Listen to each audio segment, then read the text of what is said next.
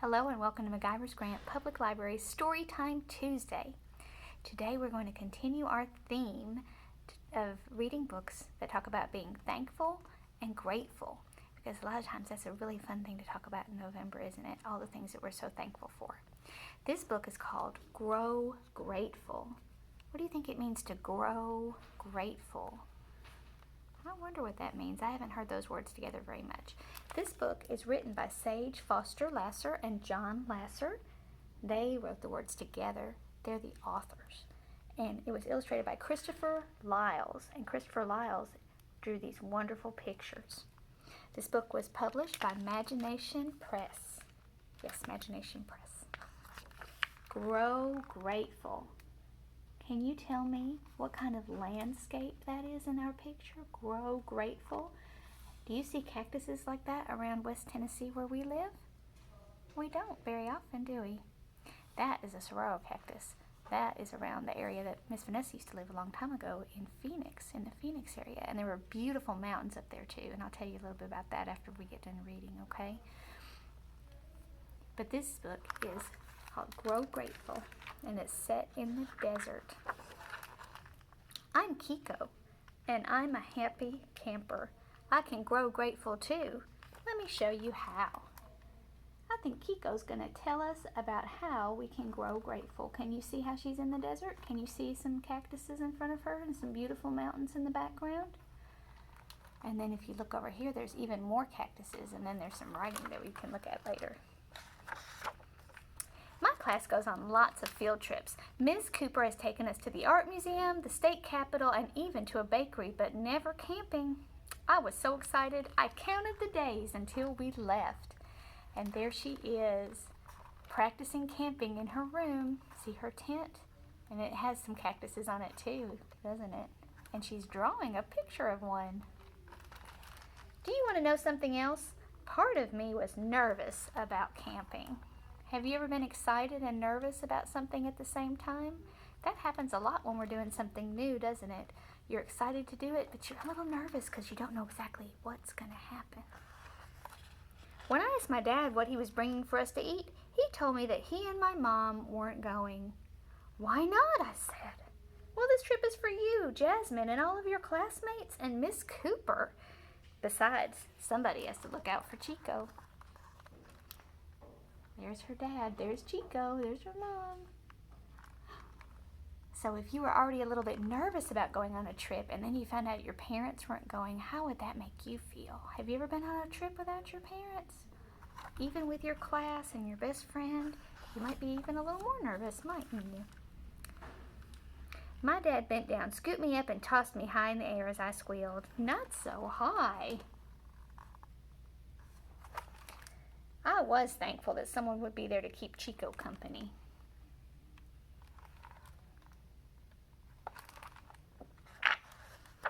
My brother Nick told me about the trip from when he was in Miss Cooper's class.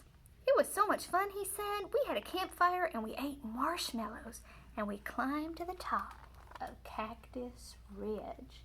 Look how high up Cactus Ridge is. You see there's a bird flying below them where they're standing.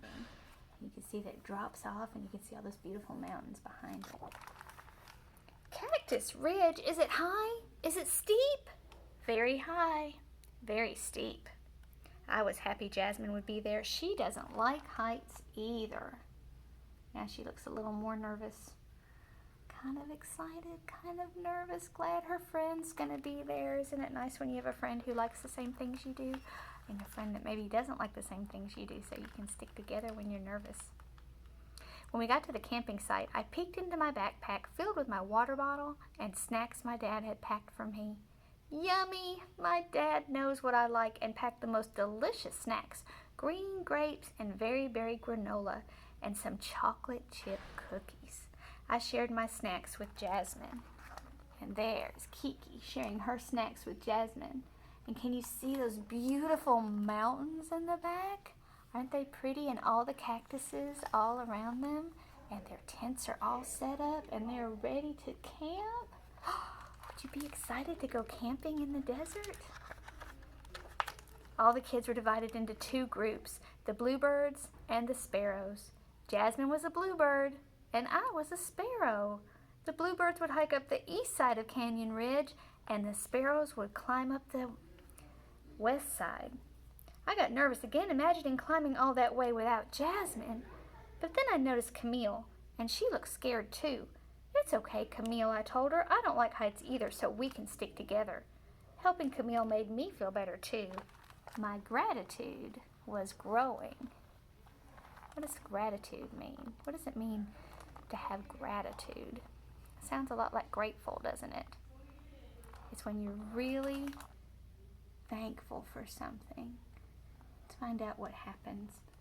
Look at them taking pictures, and they're getting closer to the mountains, and there she is with her new friend Camille that she's gonna climb with and hike with. We walked hand in hand, step by step. At one point I tried to touch the soft flower petal of a prickly pear and felt a sharp pain in my finger. Miss Cooper removed the cactus spine from my finger with her tweezers. I was relieved that she was there to help me.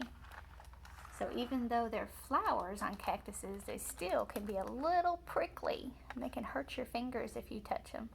So the teacher's helping her out. Can you see how her teacher's helping her out? She's taking care of her, isn't she? I'd be grateful if somebody took care of my finger when I hurt my finger. When we finally reached the top, I couldn't believe how beautiful the view was. I was so proud that Camille and I had helped each other. Soon after we reached the top, I saw Jasmine's head pop out from the other side of the rock, and I waved excitedly at her. There's Kiki and Camille and Jasmine. They are on the top of Cactus Ridge. They made a long climb, didn't they? They climbed high. As the sun began to set, we pitched our tents. After we all ate dinner, we built a fire to sit around. As we were roasting our marshmallows, Miss Cooper said, "Let's go around and say what we're the most grateful for tonight." Look at that. Would you like to be having a campfire out in the desert? There's Kiki and her classmates and her teacher. What would you say you were grateful for if it was your turn around the fire? Mosiah asked, "What does grateful mean?" Being grateful is feeling gratitude. Gratitude is a warm feeling in your heart or a thought in your head about someone or something that they did that you appreciate. It's not just saying thank you to be polite. It's a true understanding and appreciation of what someone did for you. For example, I'm grateful for the delicious soup you all worked hard tonight to make. I can taste the care and thoughtfulness you put into it. I felt proud and happy that Miss Cooper had noticed, thinking about what I had contributed to the soup. So grateful means you acknowledge that somebody's done something for you. That's what gratitude is, and it gives you a warm feeling in your heart. Can you stop right now and think about something you might be grateful for? I'm so grateful that you took the time to read this story with me today. That is one of the best gifts you can give somebody is your time. Let's see what the other kids are grateful for. Everyone was grateful for different things. Emma for the colorful sunset over the mountains. Margaret for the care package her parents had sent us. Mosiah for the gorgeous hawk that had circled over his head. And Jasmine for the toasted marshmallows. Camille for a friend to keep her company along the steep ridge. And there's all the people and the things that they are grateful for. I see Camille and Kiki being friends, and I see Jasmine with her marshmallows. I see Mosiah looking at that hawk. And Emma looking at the sunset. And Margaret. There's Emma and the sun. And there's Margaret and the care package. Have you ever been grateful for something that somebody does for you? That night, as I fell asleep, I thought about my parents and how nice it was that they sent me on this trip. I thought about Camille and Jasmine and Miss Cooper, the super steep ridge, the beautiful view, and the warm campfire. I felt happy in my heart, just like Miss Cooper said. I had gratitude. Look at her all tucked up in her tent. She looks warm and comfy. Look who's peeking in the tent at her. Looks like there's some animals that want to come in. When I got home, I was so happy to see Chico and my family. I told them all about the trip and how grateful I was for the experience. Dad was so happy to see me that he whisked me up in the air above his head, but this time I wasn't so scared. How do you grow grateful? She's better at heights now that she's been on top of Cactus Ridge. And that is the end of that book. And look, there's all of this information at the back that tells you how to be grateful, and maybe some people sharing how they want to be, what they think is what they're grateful for. Ooh, must have got tongue-tied, I'm sorry.